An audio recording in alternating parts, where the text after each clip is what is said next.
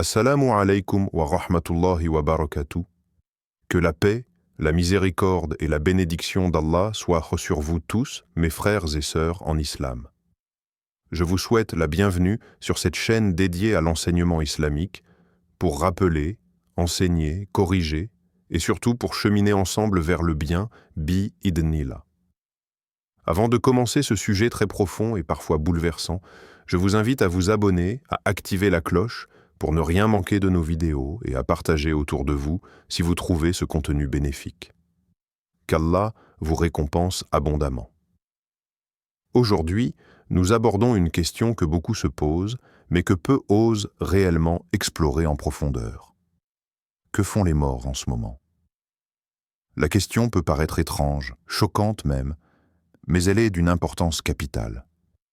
Elle nous relie directement à notre foi en l'invisible, à la véracité du monde de l'au-delà, et surtout à notre propre sort après la mort. Car tout ce que nous vivons ici-bas est temporaire, tandis que l'au-delà, lui, est éternel. Quand une personne quitte ce monde, son âme est immédiatement confrontée à une réalité totalement différente. Elle entre dans une vie appelée Al-Barzakh, une étape intermédiaire entre ce bas monde, Dunya, et le jour de la résurrection, Yaoum al-Qiyamah. Ce n'est ni le paradis ni l'enfer, mais un monde bien réel où l'âme continue d'exister, de ressentir, de vivre selon ce qu'elle a semé durant sa vie terrestre. Le prophète Muhammad, paix et bénédiction sur lui, nous a informés de ce qui arrive à l'âme juste après la mort, ce qu'elle voit, ce qu'elle entend, ce qu'elle subit ou ce qu'elle goûte comme repos et bien-être. Ce n'est pas une période de sommeil où l'on est simplement inconscient. Non. L'âme du défunt, croyant ou non, entre dans un état d'existence propre à l'au-delà. Dès le dernier souffle, les anges interviennent. Ils viennent en fonction de l'état de la personne.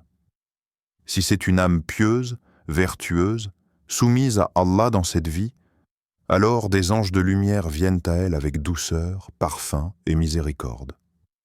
Si c'est une âme perverse, désobéissante, révoltée contre Allah, alors les anges de châtiment se présentent à elle avec dureté et la terreur commence à s'installer. Le moment où l'âme est extraite du corps est déjà une première épreuve. Le croyant sent une douceur dans ce passage, une libération, tandis que le mécréant ou le pécheur obstiné ressentira ce moment comme une arrachée douloureuse, comparable à un crochet qu'on retire d'un tissu trempé. Dès cet instant, l'âme commence à goûter les prémices de son sort. Elle sera ensuite montée aux cieux, accompagnée des anges, et chaque ciel s'ouvrira ou se refusera selon l'état de cette âme. Allah enregistre ou efface, accepte ou rejette, selon sa justice et sa sagesse infinie. Une fois que l'âme a été ramenée et que le corps est enterré, c'est là que commence véritablement la vie dans la tombe. Le prophète, paix et bénédiction sur lui, nous a informé que le mort entend les pas de ceux qui quittent sa tombe après l'enterrement. Ce n'est pas une métaphore. Il entend réellement, avec une perception propre à l'au-delà, différente de celle que nous connaissons ici. C'est alors que deux anges, appelés Munkar et Nakir, viennent pour interroger le défunt. Ils lui poseront trois questions fondamentales. Qui est ton Seigneur? Quelle est ta religion? Et que dis-tu de cet homme qui vous a été envoyé? Celui qui aura vécu selon la foi, qui aura prié, invoqué, jeûné, fait le bien, aura la facilité de répondre. Il dira « Mon Seigneur est Allah, ma religion est l'islam, et mon prophète est Muhammad. » Mais celui qui aura négligé, rejeté, ou vécu dans l'insouciance dira « Ah, je ne sais pas. J'ai entendu les gens dire quelque chose, alors j'ai dit pareil. » Et à ce moment-là, les choses commencent à changer pour lui dans sa tombe. Ceux qui auront bien répondu, leur tombe s'élargira à perte de vue, une porte du paradis s'ouvrira pour eux, et un parfum paradisiaque viendra les apaiser jusqu'au jour de la résurrection. Un homme viendra à eux avec un beau visage, une bonne odeur et de beaux vêtements. Ils lui demanderont « Qui es-tu ? que ton visage est porteur de bonnes nouvelles. Il dira « Je suis ta bonne œuvre ». Et il restera avec eux comme compagnie. Quant à ceux qui auront échoué à répondre, leur tombe se resserrera au point que leurs côtes s'entrelaceront. Une porte de l'enfer s'ouvrira vers eux, une chaleur suffocante et une puanteur insupportable rempliront leur espace. Un homme au visage hideux, aux vêtements sales, à l'odeur nauséabonde viendra les voir. Ils lui diront « Qui es-tu » que ton visage est porteur de mauvaises nouvelles. Et il répondra « Je suis ta mauvaise œuvre ». Et il restera là, une source de tourments et d'angoisse.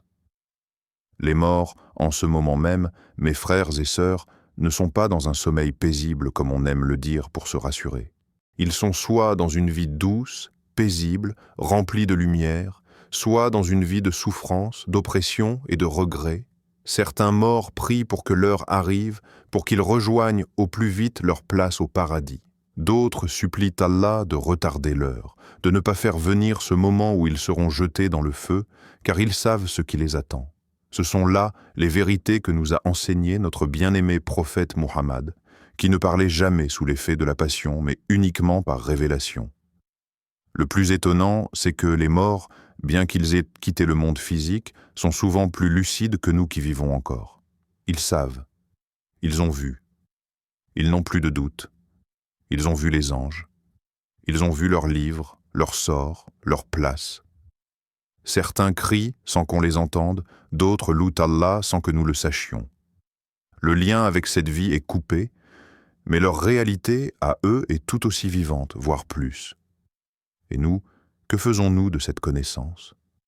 Savons-nous que demain, ce sera peut-être nous qui entendrons ces pas, nous qui serons interrogés, nous qui subirons ce que nous avons semé? Que faisons-nous de nos jours, de nos prières, de nos regrets? Ce monde nous occupe tellement que nous oublions ce qu'il y a juste après. Pourtant, c'est inévitable. Les morts, en ce moment même, vivent une réalité qui échappe à nos yeux, mais qui est parfaitement décrite dans les textes. Ce n'est plus une question de foi aveugle, pour eux. C'est devenu une évidence, une réalité vécue. Ce qu'ils voient, ce qu'ils entendent, ce qu'ils ressentent dans leur état actuel n'est pas soumis au temps et à l'espace comme nous les connaissons ici. La perception dans la tombe est complètement différente. Le temps ne s'écoule pas de la même manière. Une journée peut leur sembler comme une heure, ou inversement. Et ce qu'ils vivent dans cette étape du barzakh est souvent plus intense que tout ce qu'ils ont connu dans leur vie terrestre.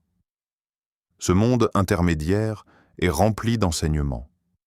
Certaines âmes y trouvent le repos, la paix, la compagnie des anges, la lumière. D'autres y vivent le regret, la peur, le noir, le resserrement de la tombe, le contact des serpents ou du feu, des visions angoissantes et parfois l'attente terrifiante d'un sort pire encore. La tombe est appelée, dans les hadiths authentiques, soit un jardin parmi les jardins du paradis, soit un puits parmi les puits de l'enfer. Cela veut tout dire. Ce n'est pas un lieu neutre, ce n'est pas un simple entre-deux. C'est déjà un monde de récompense ou de punition, en fonction de la foi et des actes de la personne. Parmi les choses que les morts vivent en ce moment, il y a aussi la conscience. Oui, ils sont conscients. Ce n'est pas une forme d'inconscience ou de disparition totale. Ils savent qu'ils sont morts. Ils savent ce qu'ils ont fait. Certains entendent même les pleurs de leurs proches au moment de l'enterrement. Et il est rapporté dans les hadiths que certains morts peuvent être tourmentés par des choses que font les vivants après leur départ, notamment si on leur attribue des paroles qu'ils n'ont jamais dites, ou si on pleure excessivement en proférant des paroles de protestation contre le décret d'Allah. D'autres morts, au contraire, reçoivent des bienfaits à cause de ce que leurs proches font pour eux. Une invocation sincère, une aumône donnée en leur nom, un jeûne accompli pour eux, un pèlerinage, une lecture du Coran. Ces actes arrivent jusqu'à eux comme des cadeaux, comme des sources de lumière. L'âme en profite et en est réjouie. C'est pourquoi le prophète, paix et bénédiction sur lui, nous a encouragés à prier pour nos morts, à demander pardon pour eux, à donner en leur nom, car cela les aide réellement. Certains morts sont visités par des anges qui leur annoncent les récompenses de leurs descendants, de leurs œuvres continues. Par exemple, celui qui a enseigné un verset, construit une mosquée, creusé un puits ou élevé des enfants pieux. Même après sa mort, les récompenses continuent de couler vers lui. Et ces récompenses sont perçues comme une nourriture spirituelle, une lumière, une élévation dans le barzakh. L'âme du croyant peut monter en degrés même après sa mort grâce à ses œuvres durables. Le prophète, paix et salut sur lui, a mentionné que les âmes des martyrs vivent dans des oiseaux verts, suspendus aux arbres du paradis. Ils se promènent librement, goûtent au repos et au plaisir spirituel avant même le jour de la résurrection. D'autres âmes, celles des croyants ordinaires mais sincères, peuvent être placées dans des chambres de lumière ou auprès d'autres croyants. Certains ont vu en rêve leurs proches dans un état radieux, vêtus de blanc, souriant, et disant qu'ils sont bien. Ce ne sont pas des inventions, car les rêves véridiques sont un des moyens que Dieu utilise pour nous montrer une parcelle de l'invisible. Il est aussi rapporté que certaines âmes se rendent visite entre elles, celles des croyants du moins. Ils peuvent se retrouver, parler, se poser des questions, s'informer des nouveaux arrivants. Cela n'est pas un imaginaire. Ibn al-Qayyim et d'autres savants en ont parlé. Il arrive que des morts demandent à un autre défunt qui vient de les rejoindre. Qu'a fait un tel? Est-il mort? Et si on leur répond qu'il n'est pas encore mort, ils comprennent qu'il a peut-être été perdu, et cela les attriste. L'au-delà n'est pas un lieu de solitude totale.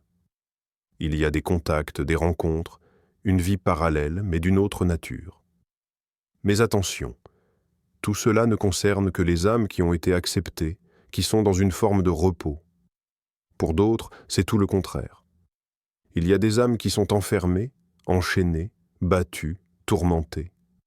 Leurs tombes sont des prisons, et ces âmes sont conscientes, elles regrettent, elles pleurent, elles se rappellent leurs péchés, elles voient leur erreur. Elles auraient voulu faire une seule prosternation supplémentaire, un seul dhikr sincère. Elles auraient voulu donner cette aumône qu'elles ont repoussée, ou abandonner ce péché qu'elles aimaient tant. Mais le temps est révolu. Il n'y a plus de retour. Il y a des morts qui reçoivent chaque jour la visite des anges de châtiment. Ils subissent des douleurs physiques et spirituelles dans leur tombe. Certains sont frappés jusqu'à ce que la tombe se remplisse de feu. D'autres sont mordus par des bêtes. Certains ont la tête écrasée par une pierre, encore et encore. D'autres sont pendus par leur langue ou traînés dans des fleuves de sang. Ce ne sont pas des images fictives, ce sont des scènes rapportées dans les visions prophétiques et confirmées par des hadiths authentiques. Et ce châtiment est lié à des péchés précis, la calomnie, le mensonge, le vol, l'orgueil, l'adultère, l'oubli volontaire de la prière. Ce que vivent les morts maintenant est donc intimement lié à ce qu'ils ont fait ici-bas. Il n'y a pas de hasard, ni d'injustice. Et dans ce monde du barzakh, chacun récolte exactement ce qu'il a semé. Et ce monde va durer jusqu'au jour de la résurrection. Pour certains, cela dure des siècles, pour d'autres, quelques années. Mais tous attendent, et dans cette attente, il y a deux grands états. L'attente paisible et l'attente angoissée. L'un est un avant-goût du paradis, l'autre un aperçu de l'enfer. Certains morts sont encore en train de se défendre dans leur tombe, car il y a des actes douteux, des fautes mêlées à des bonnes œuvres, des fautes graves accompagnées de repentance partielle. Alors ils attendent, dans une forme de suspense, d'espoir, de peur. Ces morts vivent dans une tension continue. Leur sort final n'est pas encore scellé. Et c'est là que les invocations des vivants peuvent changer les choses. Oui, tu peux changer le sort de ton parent décédé. Tu peux lui envoyer des œuvres. Tu peux intercéder par des prières sincères. Car Allah est miséricordieux et entend les voix de ses serviteurs. Il existe aussi une catégorie particulière, ceux qui sont morts sans avoir accompli leur mission mais qui laissent derrière eux des choses bénéfiques. Un enseignement, un enfant pieux, une mosquée. Leur âme goûte à chaque instant les fruits de ce qu'ils ont planté, et cela les réjouit. Ils voient de joie leurs œuvres s'élever, et ils savent que leur passage ici-bas n'a pas été vain. Il y a aussi les âmes de ceux qui sont morts subitement, sans préparation, dans l'insouciance, sans prière, sans repentance. Ces morts-là vivent une grande confusion. Certains ne réalisent pas immédiatement ce qui leur arrive. Ils sont choqués, ils crient intérieurement, ils se sentent piégés, enfermés. Ils voudraient revenir, mais il est trop tard. Et dans cette détresse, l'âme peut devenir perturbée, errante, souffrante, en attente d'un jugement qui s'annonce difficile. Ils regrettent, mais le regret ne suffit plus, car les actes ne sont plus possibles. Enfin, il y a les morts que Dieu a honorés d'une mort pieuse, le cœur en paix, les lèvres dans le dhikr, le visage tourné vers la qibla et l'âme sereine. Ceux-là vivent un repos profond, une lumière continue, une paix qui dépasse tout ce qu'ils ont connu ici-bas. Leur âme flotte dans les sphères célestes, elle est visitée, aimée, glorifiée par les anges, et ils entendent les invocations de leurs proches avec une grande joie, car ils savent que le lien n'est pas rompu, ils savent qu'ils sont toujours aimés, et ils prient, eux aussi, pour ceux qu'ils ont laissés derrière eux. Dans cette continuité, il était nécessaire de s'arrêter un instant sur la manière dont les âmes des morts sont classées, car elles ne sont pas toutes traitées de la même manière dans le monde du barzakh. Il y a des niveaux, des statuts, des états bien distincts, comme il y en aura au paradis ou en enfer. Ce monde de l'attente est déjà un prélude à ce que chaque âme rencontrera dans l'au-delà éternel. Parmi ces âmes, il y a celles qui sont totalement apaisées, les nafs al-mutma'inna, comme le décrit le Coran. Ô âme apaisée, retourne vers ton Seigneur, satisfaite et agréée, entre donc parmi mes serviteurs, entre dans mon paradis. Ces âmes, dès leur sortie du corps, reçoivent un accueil spécial. On leur ouvre les portes du ciel. Les anges l'accompagnent jusqu'à Allah, et cette âme est ensuite replacée dans une position de repos et de lumière dans sa tombe, en attendant le jour du jugement. Elle est tranquille. Elle dort d'un sommeil agréable, ou elle est consciente dans une atmosphère lumineuse. Elle sent qu'elle est en sécurité. Elle est déjà dans un monde de miséricorde. À l'opposé, certaines âmes sont parmi les nafs al-ammara bis-sou, l'âme qui ordonne le mal. Elles n'ont pas purifié leur cœur, elles ont suivi les passions, elles ont vécu dans la négligence. Elles n'ont pas fait de repentance sincère. À leur mort, les anges de châtiment viennent à elles.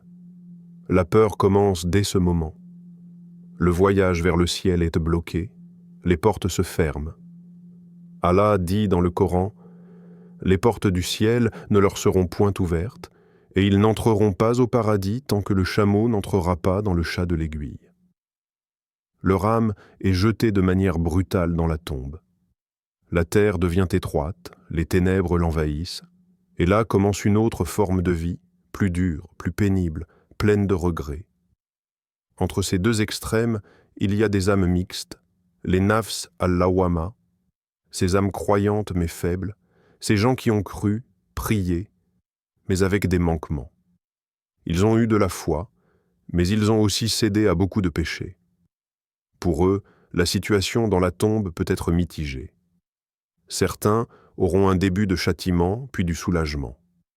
D'autres, au contraire, auront d'abord un apaisement, puis une crainte qui les rattrapera. Ce monde intermédiaire reflète exactement la réalité de chacun. Rien n'est exagéré, rien n'est négligé. Il y a aussi les âmes des enfants morts avant la puberté.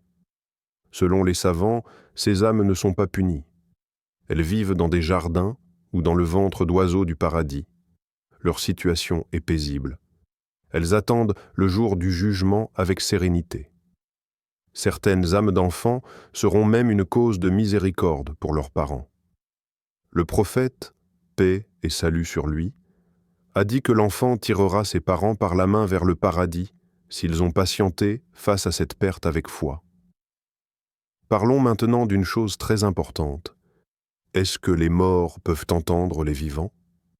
Est-ce qu'ils savent ce qui se passe ici-bas? Est-ce qu'ils ressentent la visite à leur tombe ou les invocations faites pour eux? Selon de nombreux hadiths, les morts ont une certaine conscience de ce qui se passe dans le monde des vivants. Quand on les salue à leur tombe, ils répondent. Quand on les visite, ils se sentent honorés. Quand on prie pour eux, ils reçoivent le bien. Le prophète, paix et bénédiction sur lui, a dit que les vivants qui passent près de la tombe d'un frère musulman et le saluent seront entendus par le défunt qui leur rendra le salut.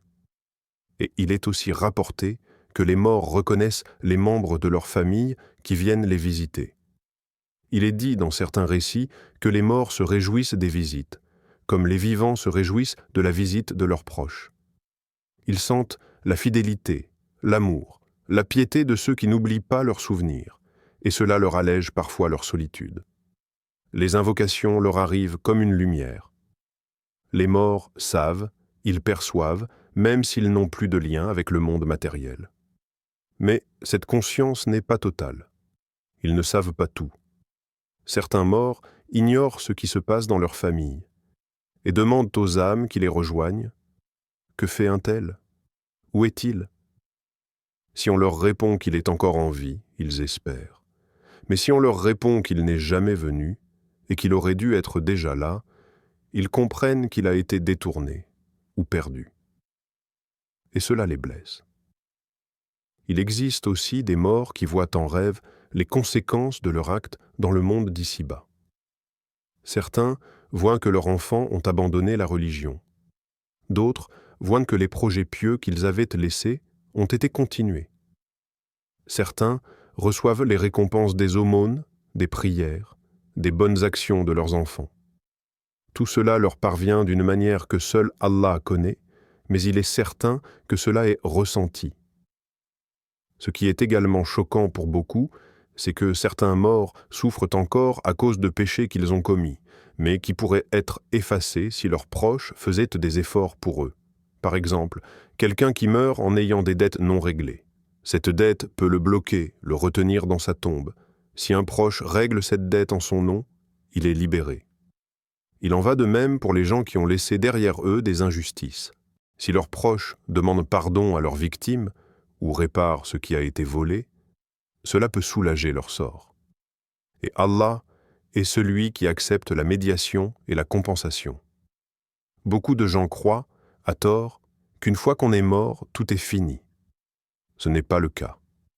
Certes, le temps des actes est terminé pour le défunt lui-même, mais pas pour ceux qui peuvent agir en son nom. C'est pourquoi l'islam insiste tant sur l'importance de laisser derrière soi une trace bénéfique. Une sadaka jariya, un savoir utile, un enfant pieux. Ce sont les 3 choses qui profitent après la mort. Si tu veux être parmi ceux qui reposent dans la lumière, commence dès maintenant à semer ces graines. Car ce que tu construis ici-bas, tu le retrouveras dans ta tombe. Il est aussi important de savoir que certaines âmes sont protégées dès leur mort par la récitation du Coran, les invocations des gens, la sincérité de leur repentance. Le prophète, paix et salut sur lui, a dit que Surat al-Mulk protège contre le châtiment de la tombe. Une personne qui récitait cette sourate chaque nuit a été protégée dans sa tombe. Elle s'est devenue une intercession pour lui. Cela montre que nos habitudes ici-bas, même les plus simples, peuvent changer entièrement notre sort dans l'au-delà. Certains morts sont aussi aidés par les anges grâce à la piété de leurs descendants. Une maison où l'on invoque beaucoup pour les morts est une maison bénie. Une famille qui garde le lien avec les tombes de leurs proches, non pas pour se lamenter, mais pour faire des doigts, lire du Coran, donner des aumônes, est une famille protégée. Et cela ouvre aussi des portes pour que leur propre tombe soit honorée à leur tour. Dans certaines traditions, il est même dit que les morts se lèvent dans leur tombe pour prier, invoquer, glorifier Allah dans une forme que seul Allah connaît. Leur état était spirituel, mais réel. Ils ne sont pas figés. Ils sont vivants dans une autre dimension. Et cette vie est longue. Elle peut durer des siècles. Et chaque instant dans cette attente est une leçon pour eux. Ils se rappellent, ils méditent, ils regrettent ou se réjouissent. Mais ils ne peuvent plus agir. Ce que nous devons comprendre à ce stade, c'est que ce monde du barzakh est une continuité. Il est un reflet exact de notre vraie nature. Ce que nous avons caché aux gens est exposé. Ce que nous avons oublié ou sous-estimé revient avec une force puissante. Nos actes, nos intentions, nos regrets, tout est vivant. Ce n'est pas seulement un monde de récompense ou de punition, c'est aussi un monde de vérité. Tout est clair. Et cette clarté est parfois la plus grande douleur pour celui qui découvre qu'il s'est menti à lui-même toute sa vie. Lorsque l'on réfléchit à la situation des morts dans leur monde, un aspect souvent négligé est leur souvenir des vivants. Les morts ne sont pas des entités déconnectées. Leur âme, bien qu'elle ait quitté le corps, continue d'éprouver, de se souvenir, d'aimer, parfois de s'inquiéter. Certains savants ont expliqué que les âmes des croyants, dans le barzakh, se rencontrent, s'informent, se réjouissent ou s'attristent ensemble, comme si une autre société se forme après la mort. Et dans cette société invisible, les conversations tournent souvent autour de ceux qui sont encore en vie. Que fait mon fils? Ma fille prie-t-elle? Mon épouse continue-t-elle à invoquer pour moi? Où en est ma communauté, ma mosquée, les causes pour lesquelles j'ai œuvré? On retrouve des récits où les morts accueillent les âmes nouvellement décédées comme on accueille un ami attendu depuis longtemps. Ils l'interrogent sur ceux qui sont restés. Est-ce qu'un tel a bien fini? Est-ce qu'un tel s'est repenti? Et parfois, quand ils entendent que quelqu'un n'est toujours pas arrivé, ils comprennent avec peine qu'il n'est peut-être pas sur le bon chemin. Cette conscience, cette attente, cette relation avec les vivants rend le monde du barzakh plus humain, plus intense et beaucoup plus proche de nous qu'on ne le pense. Par ailleurs, il y a des moments dans l'année où les âmes semblent être plus proches de ce monde selon certaines traditions, notamment dans les nuits bénies comme Laylat al-Qadr ou durant les jours du vendredi. Le prophète, paix et salut sur lui, a dit que le vendredi est un jour où les morts entendent les pas de ceux qui viennent les visiter, et c'est un moment propice pour invoquer pour eux. Il existe donc des liens temporaires entre les deux mondes, où les invocations, les visites, les lectures du Coran ont un impact encore plus fort. Ce ne sont pas seulement des gestes symboliques, mais de véritables actes de soutien, d'amour et de piété filiale. Mais il est aussi nécessaire de parler d'un sujet qui fait peur, le châtiment de la tombe. Ce châtiment n'est pas une simple image, c'est une réalité confirmée par de nombreux hadiths. Il est décrit comme une compression de la tombe, un resserrement qui peut briser les côtes, un feu qui s'ouvre sous le défunt, des serpents qui le frappent, une obscurité qui l'enveloppe, et des anges sévères qui l'interrogent avec une force terrifiante. Les noms de ces anges sont Munkar et Nakir. Ils ne ressemblent à rien de ce que nous connaissons ici-bas. Leur regard fait trembler, leur voix est foudroyante. Et même les plus pieux peuvent craindre cet instant. Mais il ne faut pas perdre espoir. Car Allah a promis la protection à ceux qui se préparent à cette épreuve. Celui qui vit selon la vérité, qui meurt avec le mot de Tawhid sur ses lèvres, qui veille à sa prière, qui évite les grands péchés et purifie son intention, sera renforcé au moment des questions dans la tombe. Il répondra avec fermeté. « Mon Seigneur est Allah, mon prophète est Muhammad, ma religion est l'islam. » Et ce témoignage, s'il est sincère, ouvrira pour lui une porte vers le paradis. Le châtiment de la tombe n'est pas réservé aux mécréants. Même certains croyants peuvent y goûter. Le prophète, paix et bénédiction sur lui, a dit que 2 hommes sont punis, l'un pour avoir propagé des calomnies, l'autre pour ne pas s'être purifié correctement après avoir uriné. 2 actes que beaucoup négligent, mais qui ont une conséquence immense. ce qui montre que la vie de la tombe est le prolongement de la sincérité ou de la négligence ici-bas. Les petites choses comptent, les détails ont un poids éternel. Mais dans cette même tombe, certains morts vivent dans une lumière si intense que leur espace devient comme un jardin du paradis. Ils sentent le vent doux, l'odeur du musc, ils voient leur place au paradis chaque jour, et leur âme est libre, paisible. Elle ne souffre pas. Elle se repose, elle prie, elle médite, elle savoure ce qu'elle a semé. Et cette paix commence dès la descente dans la tombe, car les anges viennent avec de la douceur, avec des vêtements parfumés, avec des mots rassurants. Ne crains rien, ne sois pas triste. Il faut également souligner que certaines âmes continuent d'accomplir des actes spirituels après la mort.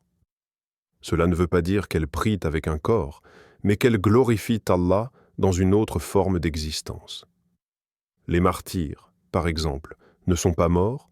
Allah dit dans le Coran: « Ne dis pas de ceux qui sont tués dans le sentier d'Allah qu'ils sont morts. Non, ils sont vivants, auprès de leur Seigneur, pourvus de subsistance. » Ils vivent dans un état de jouissance, honorés, parlant avec Allah et désirant revenir dans ce monde pour goûter encore une fois la mort dans le sentier d'Allah.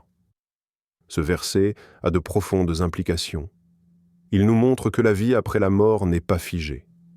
Elle est dynamique. Certains morts vivent dans la proximité divine, dans un monde spirituel bien plus fort que le nôtre. Ils ne dorment pas. Ils ne souffrent pas. Ils vivent avec un goût éternel. Ils ne demandent rien sauf de pouvoir retourner sur terre pour se sacrifier encore. Ce qui prouve que cette existence-là est plus réelle, plus intense, plus désirable que celle que nous connaissons ici. Et il y a une vérité encore plus choquante. Certains morts supplient Allah de pouvoir prévenir les vivants. Ils veulent avertir leurs enfants, leurs frères, leurs anciens amis. Ils veulent leur dire « Repentez-vous avant qu'il ne soit trop tard ». Mais cette permission ne leur est pas donnée, car l'épreuve de la foi repose sur l'invisible. Le Coran dit que même si on faisait revenir les morts, certains ne croiraient pas. Ce n'est pas la preuve qui manque, c'est la sincérité. Et donc, ces âmes regrettent. Elles voudraient crier, écrire, parler, mais elles n'ont plus ce pouvoir. Leur voix est éteinte pour ce monde. Cependant, parfois, par la permission d'Allah, des signes apparaissent, des rêves puissants, des messages mystérieux, des sensations que ressentent les vivants, surtout les cœurs purs, les âmes sensibles. Il n'est pas rare que quelqu'un voie en rêve un proche décédé, qui lui parle, qui lui demande une invocation, une aumône, ou qui exprime sa paix. Ces rêves, s'ils sont sincères et conformes à la vérité islamique, peuvent être un écho du monde du barzakh. Mais ils ne doivent jamais contredire la loi d'Allah, ni être pris comme une source de législation. Ce qu'il faut surtout retenir, c'est que la mort n'est pas la fin. C'est une transition. Et chaque jour qui passe ici-bas est une préparation à cet autre monde. Les morts ne sont pas dans l'oubli. Ils vivent à leur manière. Ils attendent, ils espèrent, ils regrettent, ils prient parfois, ils reçoivent, ils entendent, et ils dépendent énormément de nous, leurs vivants. Chaque prière pour eux est un souffle. Chaque bonne action dédiée à leur nom est une goutte d'eau dans leur désert. Ne les oublions pas. Dans cette continuité, il est temps d'aborder un sujet qui, bien qu'il suscite beaucoup de débats, touche profondément le cœur de nombreux musulmans, les rêves liés aux morts. Nombreux sont ceux qui ont vu un proche décédé en rêve, parfois souriant, apaisé, parfois triste, en souffrance ou silencieux. Ces rêves laissent souvent une empreinte forte dans l'âme, un message que l'on n'arrive pas à effacer. Mais que signifient réellement ces rêves? Sont-ils tous vrais? Sont-ils des signes, des avertissements, des illusions? Le prophète, paix et bénédiction sur lui, a dit que le rêve véridique est une partie de la prophétie.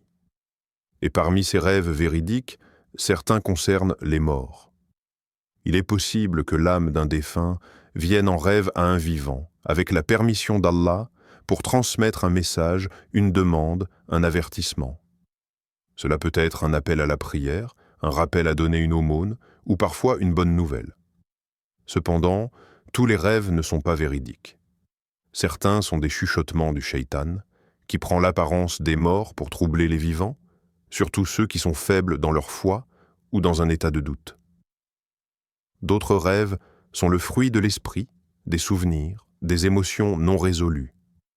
Pour reconnaître un rêve véridique, il faut le confronter à la foi, à la sunna, à la cohérence. Un rêve qui appelle à désobéir à Allah ou qui contient des absurdités ou des contradictions ne peut pas venir d'un défunt sincère, encore moins d'Allah. Mais parfois, il y a des rêves si clairs, si profonds, si remplis de foi, qu'ils ne peuvent venir que d'un monde au-delà du visible. On y voit un parent décédé qui demande à ce qu'on prie pour lui. Une mère qui pleure dans la tombe, car personne ne lit le Coran pour elle. Un père qui montre du doigt un terrain, un objet, une personne avec insistance. Ces rêves doivent être pris au sérieux, mais toujours avec prudence, sagesse, sans superstition. Ce sont des clins d'œil du barzakh, pas des lois. Ils ne remplacent ni le Coran ni la sunna. Au-delà des rêves, il y a aussi les témoignages bouleversants des expériences de mort imminente. Des personnes cliniquement mortes, revenues à la vie par la volonté d'Allah, et qui racontent des choses troublantes. Une lumière éclatante, une paix immense, un tunnel, une sensation de flottement, des voix, parfois un jugement ou un rappel. Bien que ces expériences soient différentes selon les croyances, il est fréquent que des musulmans pieux qui vivent cela rapportent des éléments conformes à la description du barzakh dans l'islam. Une conscience aiguë, une perte du corps, mais une lucidité spirituelle. Une confrontation avec ses actes, même si le retour à la vie est accordé. Certains rapportent avoir vu des anges, d'autres entendent des versets du Coran ou sentent une chaleur enveloppante. D'autres encore vivent une forme de peur ou de regret intense, comme s'ils réalisaient l'importance de chaque seconde vécue ici-bas. Ce genre de témoignage ne peut pas être considéré comme une preuve religieuse, mais ils sont des rappels puissants. Ils nous montrent que la mort n'est pas une fin, mais un passage. Un point essentiel à comprendre est que tout ce que les morts vivent dans leur tombe dépend de ce qu'ils ont fait durant leur vie. Mais pas seulement. Il dépend aussi de leurs intentions. Une action petite mais sincère peut sauver une personne. Une aumône discrète, une prière de nuit sans témoin, un pardon accordé, une larme de crainte d'Allah, cela peut tout changer. Inversement, un acte énorme mais ostentatoire, hypocrite, fait pour l'orgueil ou les gens, peut être sans valeur. Ce qui compte dans la tombe, ce n'est pas ce que les gens pensaient de toi, mais ce qu'Allah savait de toi. Dans le monde du barzakh, certains morts voient d'abord leurs bonnes actions venir à eux sous forme humaine. Un homme au beau visage, avec un parfum agréable, une voix rassurante. Quand le mort lui demande « Qui es-tu ?» il répond « Je suis tes bonnes actions ». Et ce compagnon reste avec lui, l'apaise, l'occupe, le protège jusqu'au jour de la résurrection. Tandis que d'autres, au contraire, reçoivent la visite de leurs mauvaises actions sous forme d'un être repoussant, malodorant, qui les étouffe de remords. Et ce mal les accompagne jour et nuit dans la tombe. Il faut savoir que la tombe n'est pas seulement un trou dans la terre. Elle devient, selon les hadiths, soit une des fosses de l'enfer, soit un jardin du paradis, et cela commence dès l'enterrement. Le prophète, paix et salut sur lui, disait à ses compagnons « Invoquez pour votre frère le raffermissement, car il est maintenant interrogé. » Ce moment est critique, et l'état de l'âme, son niveau de foi, sa sérénité ou sa peur, sont ce qui déterminera la suite. C'est pourquoi il est recommandé de lire du Coran sur la tombe, de faire des doigts, de donner en aumône pour le mort, surtout dans les premiers jours. Certaines personnes rapportent des signes étranges peu après la mort d'un proche, un parfum inhabituel, une sensation de présence, un rêve partagé par plusieurs membres de la famille. Bien que cela puisse être troublant, l'islam nous enseigne de ne pas chercher à communiquer avec les morts, mais de prier pour eux, de les honorer par des actes concrets. Le lien entre les vivants et les morts est sacré, mais il passe par la foi, pas par les pratiques occultes ou les spéculations interdites. Un des aspects les plus profonds du barzakh est aussi que les morts sont parfois témoins de leur propre héritage. Ils voient ce que leurs enfants font de leur nom. Est-ce qu'ils honorent leur mémoire par la piété ou par la négligence? Est-ce qu'ils font des innovations dans la religion sous prétexte de les aimer? Ou est-ce qu'ils les imitent dans leurs bonnes œuvres? Un parent décédé se réjouit sincèrement quand son enfant prie, donne l'aumône, lit le Coran, car chaque bienfait lui revient en partie. Et inversement, s'il voit qu'il a laissé derrière lui une descendance corrompue, négligente, cela l'attriste, car cela signifie qu'il a échoué dans sa mission de transmission. Il est aussi rapporté que certaines âmes ne restent pas directement dans leur tombe, mais dans des lieux élevés. C'est le cas de certains martyrs, de pieux serviteurs, de prophètes ou de ceux qui ont aimé Allah avec sincérité. Ils sont placés dans un degré spirituel supérieur et ils ne sont pas confinés à la tombe. Leur âme peut voyager, être libre, prier dans les cieux, rencontrer d'autres âmes élues. Ce n'est pas donné à tout le monde, mais c'est une réalité. Enfin, il faut méditer sur une chose. Chacun d'entre nous sera ce mort dont on parle. Ce corps inerte, ces vêtements qu'on découpe, ce visage qu'on couvre, cette tombe qu'on referme. Un jour, ce sera notre tour. Et nos proches parleront de nous, prieront ou oublieront. Ce qui nous restera, ce sont nos actes. Ce que nous avons semé dans le secret, dans la vérité, dans la constance. Le monde du barzakh n'est pas un mystère total. Allah nous en a dévoilé des signes, des descriptions, des témoignages. Et ces signes ne sont pas là pour nous faire peur seulement, mais pour nous réveiller. Il est temps maintenant de parler de ceux dont les âmes vivent un barzakh différent. Ceux dont la vie a été marquée par l'injustice, l'orgueil, ou encore le rejet clair de la vérité. Ceux qui, malgré les signes d'Allah, ont tourné le dos à la lumière. Le Coran est explicite. Certaines âmes, à peine retirées de leur corps, sont saisies avec dureté par des anges sévères qui leur disent « Sors, âme mauvaise, vers la colère et la fureur de ton Seigneur ». Cette sortie est douloureuse, difficile, chaque nerf, chaque fibre résiste, car elle sait ce qui l'attend. Dans la tombe, ces âmes subissent une obscurité oppressante. La terre se referme sur elles, non pas pour les accueillir, mais pour les presser, les juger, les faire goûter ce qu'elles ont ignoré. Les anges Munkar et Nakir leur posent les mêmes questions qu'aux autres. Qui est ton Seigneur? Quelle est ta religion? Qui est ton prophète?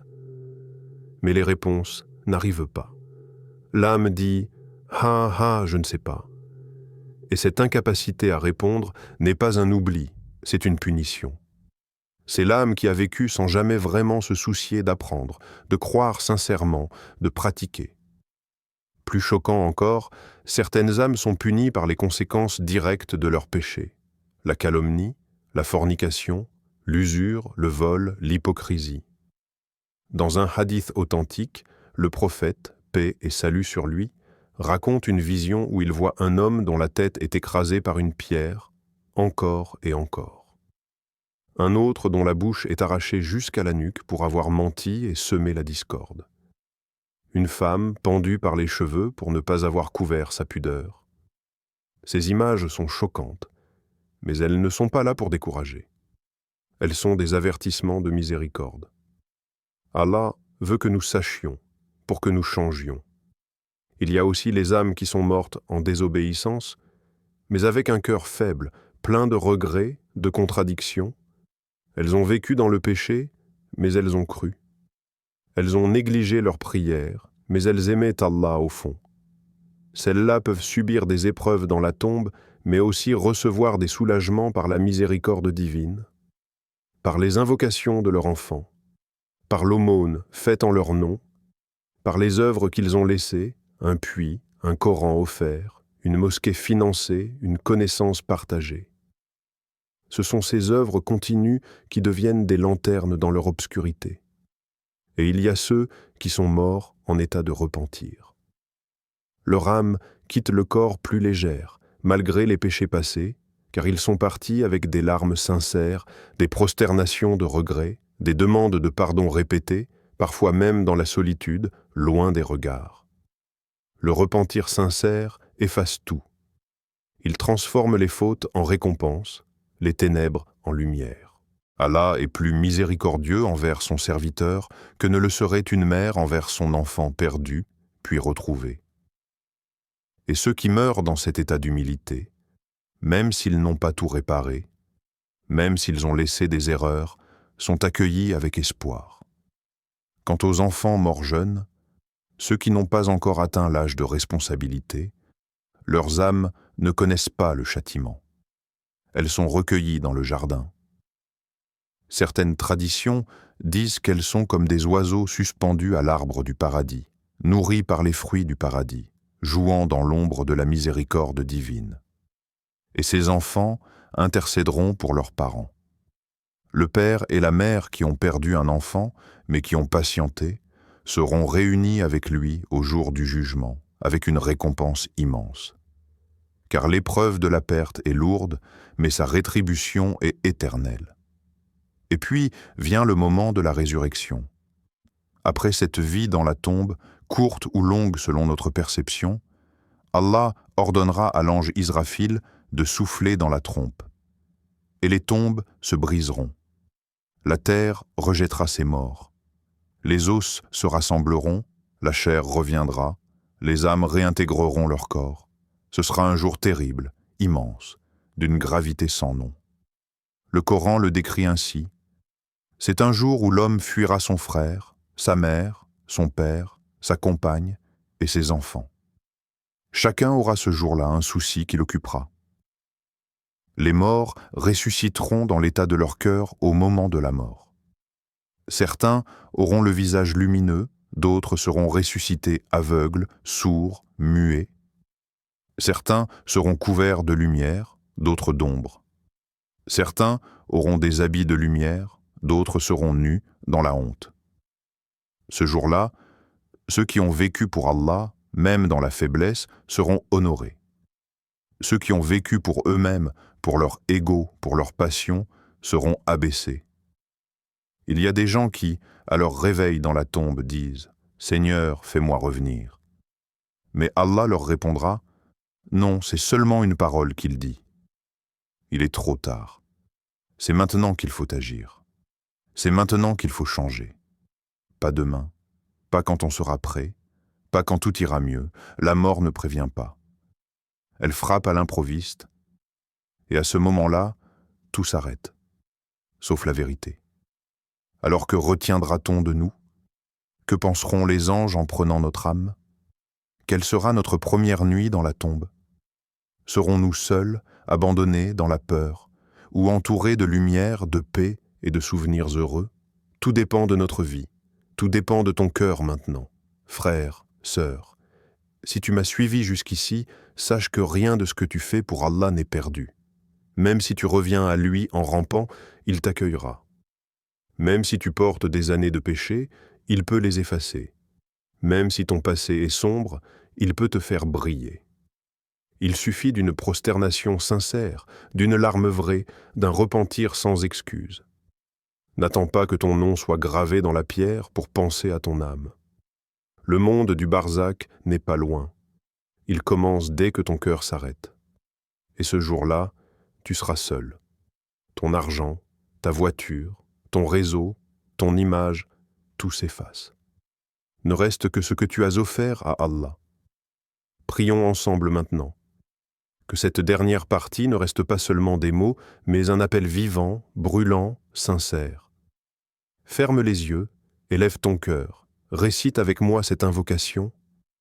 Ô Allah, maître des cieux et de la terre, toi qui connais le secret de nos cœurs, pardonne-nous nos péchés, même ceux que nous avons oubliés. Apaise nos morts, éclaire leur tombe, fais descendre sur eux ta miséricorde. Si nos parents sont partis, couvre-les de ton pardon. Si nos amis sont morts, rends leur tombe un jardin de paix. Et si notre heure approche, fais que notre dernière parole soit « La ilaha illa Allah ». Accueille-nous comme tu accueilles les bien-aimés, ressuscite-nous avec les pieux, donne-nous une tombe paisible et une lumière dans l'obscurité. Ya Allah, fais que nos bonnes œuvres soient dignes aux compagnons, que notre foi soit notre bouclier, que notre cœur te reste fidèle jusqu'au dernier souffle. Amen.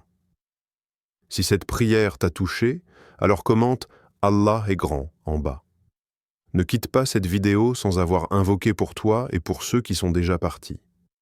Et surtout, abonne-toi à cette chaîne pour continuer à apprendre, à te rapprocher d'Allah et à préparer ta vraie maison, celle qui ne tombera jamais en ruine. Qu'Allah te protège, t'élève et fasse de toi une lumière dans ce monde et dans l'au-delà.